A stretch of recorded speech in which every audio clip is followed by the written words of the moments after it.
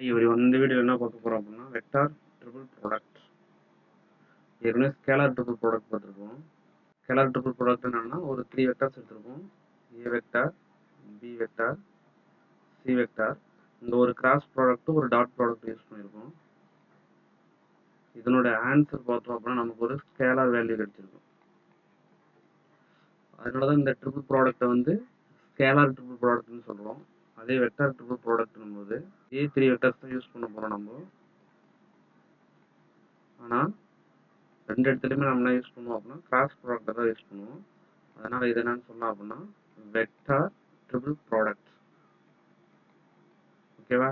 நமக்கு கிடைக்கக்கூடிய அவுட்புட் என்னவா இருக்குன்னா ஒரு வெக்டாரா தான் இருக்கும். நமக்கு ஸ்கேலார் மட்டும் நமக்கு கிடைக்காது.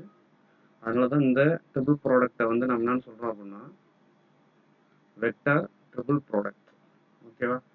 நெக்ஸ்ட் இந்த வெக்டார் ட்ரிபிள் ப்ராடக்ட் VTPன்னு எடுத்துக்கலாம். இது வந்து நாட் அசோசியேட்டிவ். நாட் அசோசியேட்டிவ் அப்படின்னா பிராக்கெட் சேஞ்ச். சப்போஸ் நான் ஒரு பிராக்கெட் யூஸ் பண்ணலையா, அந்த பிராக்கெட் நம்ம இப்படி யூஸ் பண்ணிக்கலாம். ஃபர்ஸ்ட் இது ரெண்டையும் இப்போ கிராஸ் ப்ராடக்ட் பண்ணிட்டு இது கூட பண்ற மாதிரி மீனிங். இப்போ இந்த பிராக்கெட் நான் சேஞ்ச் பண்ணி எழுதும் போது எனக்கு கிடைக்கக்கூடிய இந்த வெக்டர் வந்து சேம் வெக்டரா கிடைக்காது, வேற ஒரு வெக்டரா மாறி கிடைக்கும். அதனாலதான் இதை வந்து நான் நாட் அசோசியேட்டிவ் அப்படின்னு சொல்றேன். பார்ப்போம் எப்படின்னு. First A cross B cross C. அந்த பி வெக்டரையும் சி வெக்டரையும் கிராஸ் ப்ராடக்ட் பண்ணிட்டு நான் ஏ கூட கிராஸ் ப்ராடக்ட் பண்ணும்போது எனக்கு கிடைக்கும் ஒரு ஆன்சரு. அது வந்து எதுக்கு ஈக்குவலா இருக்காது அப்படின்னா ஏ வெக்டாரையும் பி வெக்டாரையும் கிராஸ் ப்ராடக்ட் பண்ணிட்டு நெக்ஸ்ட் சி வெக்டாரோட கிராஸ் ப்ராடக்ட் பண்ணும்போது கிடைக்கக்கூடிய ஆன்சருக்கு ஈக்குவலா இருக்காது. ஸோ இந்த வெக்டார் ட்ரிபிள் ப்ராடக்ட் வந்து நான் அசோசியேட்டிவ் அப்படின்னு சொல்லலாம். ஓகேவா? நெக்ஸ்ட் நமக்கு தெரிஞ்சுக்க வேண்டியது என்ன அப்படின்னா இந்த கிராஸ் ப்ராடக்ட்டை பற்றி கொஞ்சம் பேசிக் தெரிஞ்சுக்குவோம். ஒன்று எக்ஸ் ஆக்ஸோட டைரக்ஷன், ஒய் ஆக்ஸோட direction J cap and Z axis போது கே கேப். இந்த டைரக்ஷன் எடுத்துக்குவோம்.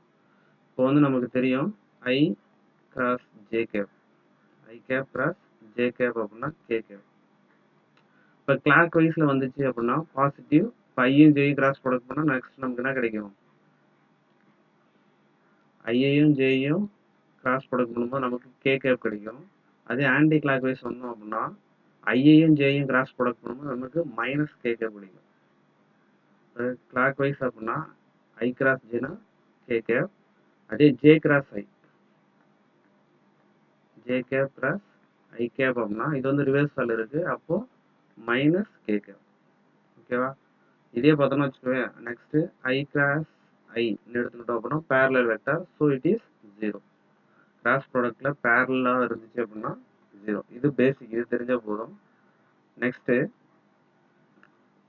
இந்த ட்ரிபிள் ப்ராடக்டோடைய எக்ஸ்பென்ஷன் பார்ப்போம்.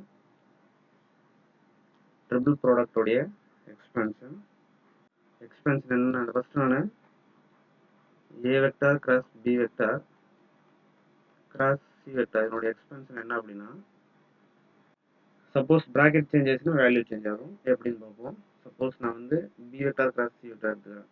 ஃபர்ஸ்ட் ப்ராடக்ட் பண்றேன். அடுத்து நெக்ஸ்ட் ஏ வெக்டார் ப்ராடக்ட் பண்ணா இதனோட ஆன்சர் எனக்கு என்ன கிடைக்கும் அப்படின்னா first A vector dot C vector into B vector. இது சேஞ்ச் ஆகுது. நெக்ஸ்ட் இது சேஞ்ச் ஆகுது. என்னன்னா A vector dot B vector into C வெக்டார்னு கிடைக்கும். இது ரெண்டுமே வந்து பார்த்தோம் அப்படின்னா ஈக்குவல் கிடையாது. சரியா? ஃபர்ஸ்ட் இந்த ஃபர்ஸ்ட் எக்ஸ்பென்ஷனை ப்ரூவ் பண்ணலாம். எப்படி ப்ரூவ் பண்ணோம் அப்படின்னா கிராஸ் ப்ராடக்ட்ல பேரலல் வெக்டார்ஸ் வந்து 0 ஆயிடும். சரியா? பேரலா இல்லாத மாதிரி நம்ம வெக்டார்ஸ் எடுக்கணும். ஏ வெக்டார் ஒரே ஒரு ஆக்சிஸ் எக்ஸ் ஆக்சிஸ்ல இருக்கிற மாதிரி மட்டும் எடுத்துக்கலாம். A1 I cap. இப்போ நெக்ஸ்ட் பி வெக்டார் வந்து ரெண்டு ஆக்சிஸ்ல எடுத்துக்கிறேன்.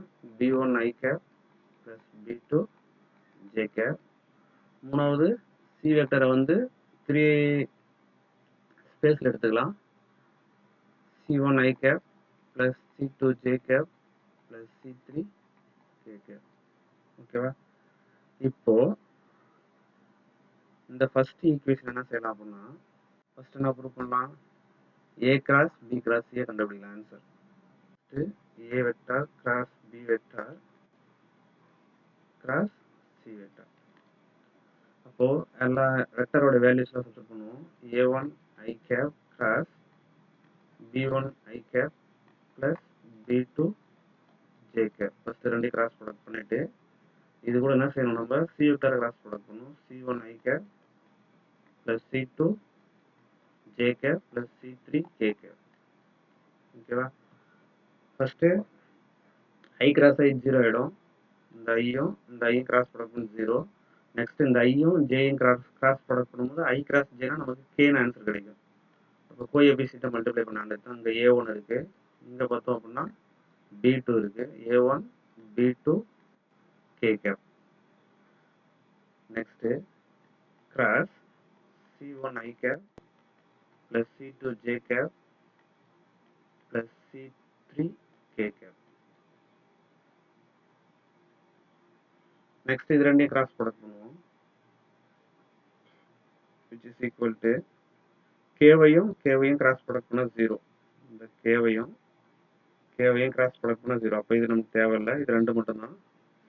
இப்போ கே இன்ட்டு ஐ, கேக்கு நெக்ஸ்ட் ஐ தான் வரும், கிளாக் வைஸில் இருக்குது. அப்போ positive A1 B2 C1 KI.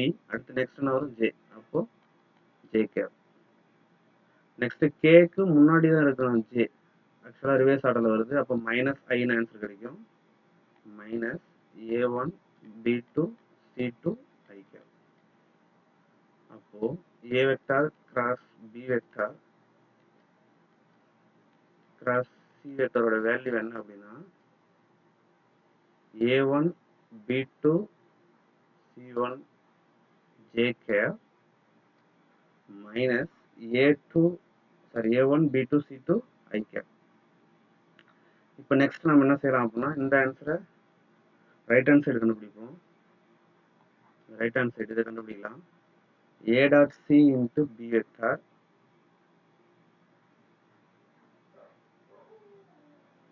A dot C into B vector minus B dot C into A vector.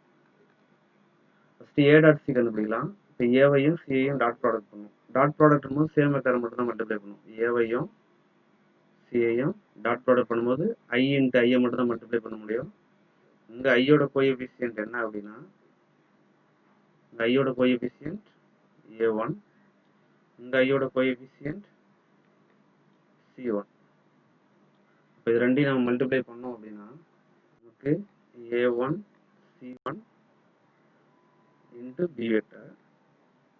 B vectorனா B1 I cap plus B2 J cap minus B dot C. B C dot product பண்ணும்போது நமக்கு என்ன கிடைக்கும் பாருங்க.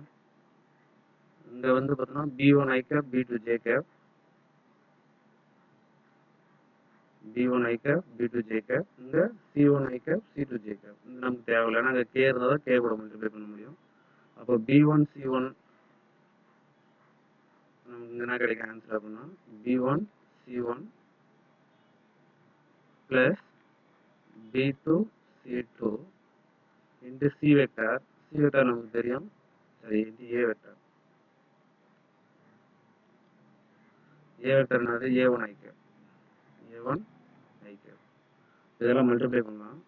Multiply பண்ணும்போது A1 C1 B1 I cap plus A1 B2 C1 J cap.